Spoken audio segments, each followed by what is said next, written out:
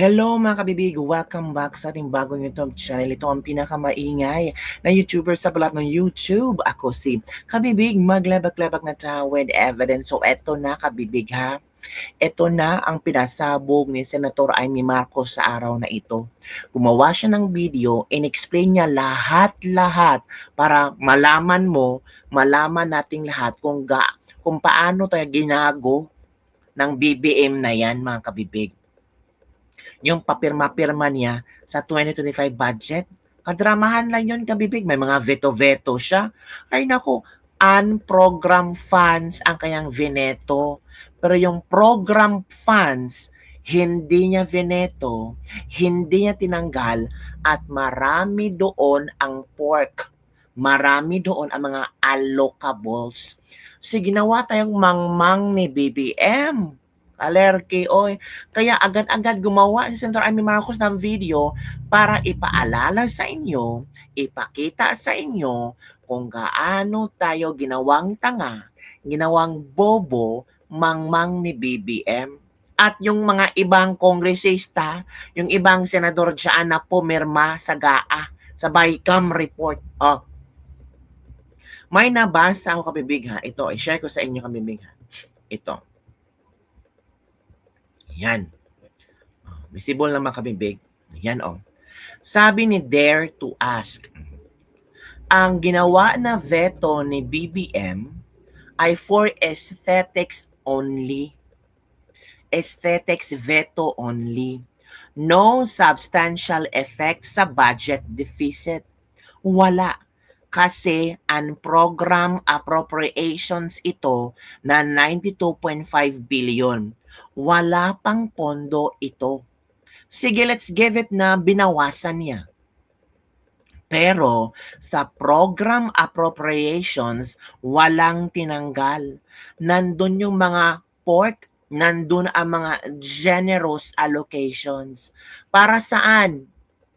Para saan yung pork mga kabibig? Sabi ni Senator Amy Marcos, para sa impeachment ni VP Sara. Para agad-agad pumirma sila para ma-impeach ulit si VP Sara. So planado lahat-lahat ang kanilang aksyon para sa impeachment ni VP Sara. Halata masyado kabibig. Diba? Oh, manood tayo sa video ha ni Senator Amy Marcos. Ito 5 minutes ito ang video na ito, and Senator Amy Marcos explained everything. So buksan ang isip, buksan ang ang kokote ha. Oh, huwag agad naging basher. Tingnan mong mabuti, aralin mong mabuti. 'Di ba? O ito na kabibig. Pakinggan natin si Senator Amy Marcos sa kanyang pasabog na pagloloko ni BBM sa ating lahat. For today's video, bibili tayo ng pork kay Aling Luz Biminda. Aling Luz, magkano ba ang baboy ngayon? Mura lang po, manang. Swak sa budget mo. Speaking of budget, minsan naisip ko, kaya siguro tinawag na pork ang pork barrel dahil madalas talaga namang binababoy lang ng ilang mambabatas ang pondo natin. True to life story. Ang pondo, parang karne. Tinatagtad, pinaparte-parte. Tama ka dyan, ate. Pag malalaki ang tipak, mahirap isilid. Parang pork barrel. Kaya ang ginagawa, hinigiling. Para di halata, Para mas madaling sibain. Itong isang ito, parang kinaltasan. tinimbang, ngunit kulang. Ito, DOTR, Foreign Assisted Project. Sa original, nasa 121.5 billion. Pagdating sa budget, 49.2 billion na lang. Ay, Ooh. parang sinigang na walang sabaw. Tama, 72.3 billion ang binawas. Ah. Binawasan ang para sa Metro Manila Subway. Yung North-South Commuter Train, tanggal din. Hala. Pondo sa transportasyon, binakulaw. Kaya Ay. ang bansa ang kupad ng galaw. Ano yan? Ayan na naman. DPWH Foreign Assisted Projects, kasama na dyan yung mga pumping station ng Metro Manila, Pasig Marikina Spillway, Oh. yung Cavite Bataan Tulay, Negros na mga tulay. Nako, 70 billion sa original, Mhm. naging 17 billion na Oh. lang ngayon sa budget. Grabe yung Kaya ginawa. konting ulan, baha. 52.3 Grabe. billion ang nawala. Kaya ang proyekto, matabang. Parang sinigang na lasang nilaga. Parang adobong maputla. Pero syempre, kung may kaltas, may dagdag. Wow. Oh, may dagdag. Farm to Market Road. Nung dati, 16 billion. Eto na, 33 billion. Uy, Farm to Market Road, 33 billion. Dinagdagan ng 17 billion Farm to Market Road. Grabe. 17 billion ang nadagdag. Nako ha. Farm to pocket na yata yan, Farm to manang. Pocket. Uy, ano to? Presidential assistance to farmers daw. Uy, Presidential Assistance to... Uy, bago to ha. Presidential Assistance to Farmers. So, ang presidente magbibigay ng... Dapat sana nilagay ito sa Department of Agriculture. Diba? Wala naman to sa plano, zero. Oh, Naku, sa budget. Wala pala ito sa plano at walang budget. Zero. Pero bakit nagkaroon ng... Magkano ang budget? 10 billion. 10 billion? Mo, ito naman, tupad. Lumaki ng todo-todo. Dati, 14 billion to. Isipin mo, naging 25. Uy, tupad. 14 billion, naging 25 Wow, grabe. Ang yaman ng Pilipinas. Naku, linis-linis ka lang dyan. Tapos, may sahod na. From 14 billion yung original, dinagdagan, naging 25 billion na ang tupad. Na grabe. Uy, shocking to. Ito masabi, may vineto nga si BBM mga unprogrammed appropriations, pero yung mga program appropriations walang tinanggal, dinagdagan pa ng budget. Ito na nga ang sinasabing ginawa tayong mangmang. 3 billion. Dinagdagan, 10.8 billion. Say mo, eto, ano naman to? Ang mahiwagang AX ng AX, eleksyon AX. ng DSWD. Dinagdagan mo naman ng 36.8 Uy. billion. At ang ngayon, jackpot, 63.8 Uy, grabe. 63.895. Di ba ito nung AX ni Martin Romualdez? Ito yung kabibig. From 36.8 billion, naging 63. Grabe, almost 100% ang pagtaas ng AX ng ng DSWD. Grabe. Wow. Grabe. 95 billion. Laban ka, maipit ng DOH. Naku, nakakatulong nga sa tao Maninikluhod ka naman sa mga politiko. 51.647 billion. Eto, LGSF, Local Government Support. Okay sana yan. Pero eto na naman, palakasan, 57.872 billion. Wala na tayong maasahan ng mga tulay, wala ng mga kung ano-anong kalsada, wala nang lahat. Ma'am, ang daming giniling. Para saan? Sa bola-bola? Tama! Ang Bola-bola. pondo natin, ginigiling para ang tao, bula-bulahin. Small Business Corporation, binawasan ng 500 million. Nako, tulong sana ito sa maliliit na negosyo katulad nito. Maliit na negosyo. Tapyasado? Kaya atrasado. Samantalang ng DOT, nako, Department of 500 Tourism. million sana. Ginawang 1 billion doble. Oh. Kahit zero naman ang performance. Wala ka. Mas malaki pa ang DOTR, Department of Tourism. Mas malaki pa ang budget nila kumpara sa Office of the Vice President. Galing, Cristina Frasco. Naging from 500 million to 1 billion. Kay VP Sara, mga 800 something million.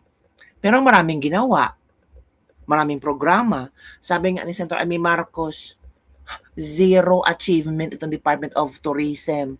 Wala, pero tinaasan. Naging 1 billion. Mas mahal pa ang poster at slogan kaysa serbisyo sa bayan.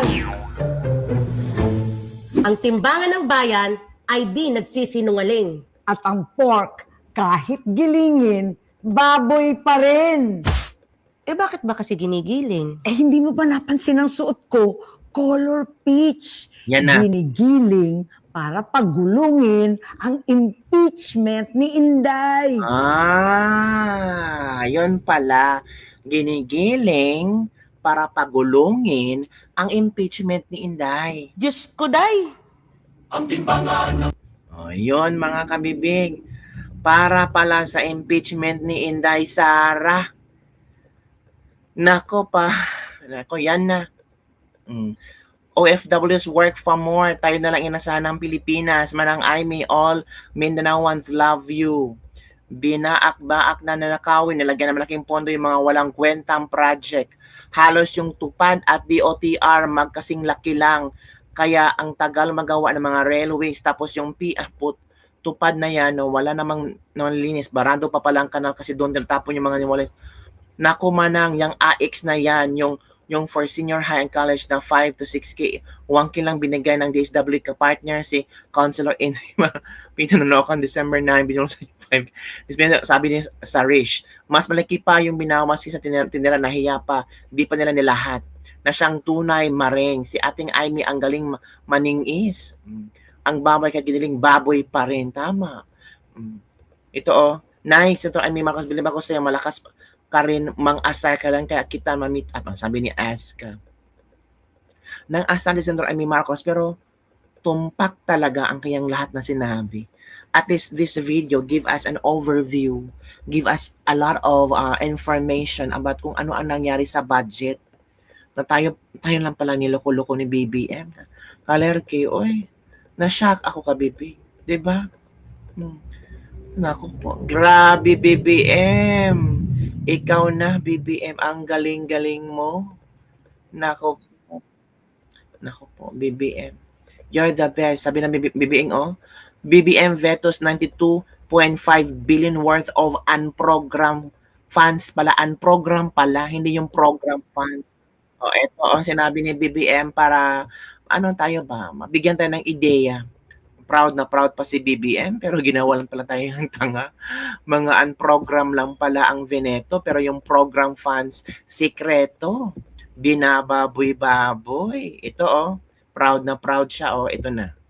Lastly, to ensure that public funds are expended in clear service of national interest, I vetoed several items of appropriations with their purposes and corresponding special provisions under the UA, totaling almost 92.5 billion pesos.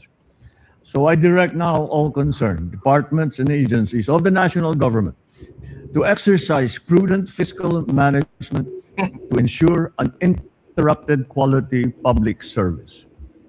Sa ating mga kababayan, dama po namin ang inyong agam-agam at pangamba sa nakaraang budget. Kaisa ninyo ako sa pagnanais na masiguro ang bawat pisong buwis ay mapupunta sa tamang proyekto at sa tunay na pangangailangan ng ating taong bayan. Naririnig namin po kayo. Sa national budget ng 2026, malinaw ang direksyon ng inyong pamahalaan. Magiging mas masino, mas maingat, mas responsable kami sa paggastos ng pondo ng bayan. Ang bawat programa at proyekto ay dadaan sa masusing pagsusuri upang masiguro na ito ay may malinaw na benepisyo sa mamamayan, lalo na sa sektor na mga nahigit na nangangailangan. Lastly, yan yung kabibig, galing ni BBM. Palakpakan. Yan ano ba, palakpakan, BBM. Naku po. Yan na kabibig. Ito pala yung veto ni BBM. Yan Ay, nako. Grabe. Tama nga si Senator Aimee Marcos. Grabe na kawawa in 2026 budget. Giniling-giling talaga para paggulungin ang impeachment ni VP Sara. That's the reality, mga kabibi. Yun lang po ang ating latest libak-libak for today. Don't forget to like, subscribe, and share this video para sa mga latest trending news na ating pag-usap-usapan. Kaya again, huwag magpabudol. Bye everyone. See you next time.